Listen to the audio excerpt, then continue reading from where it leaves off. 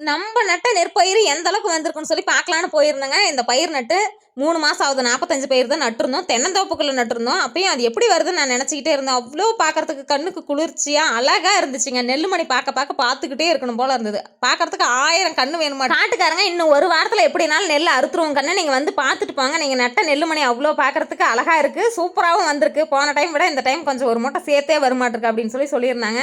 ஒரு வெள்ளாமை வச்சு எடுக்கிறப்ப மனசுக்குள்ள இருக்கிற மன நிறைவுக்கு அளவே இல்லைங்க. அந்த அளவுக்கு மன நிறைவாகவும் சந்தோஷமாகவும் இருந்துச்சு. சிகப்பு அவரையும் பச்சை அவரையும் நிறைய இருந்ததுங்க. சரி நம்ம வீட்டுக்கு எப்படினாலும் ஒரு 3 குழம்பு கார மாதிரி பொறுக்கிட்டு போயிடணும்னு சொல்லி நினச்சிக்கிட்டு இருந்தேன். சிகப்பு அவரை நிறைய இருந்தது, பச்சை அவரை வந்து கம்மியாக தான் இருந்ததுங்களா.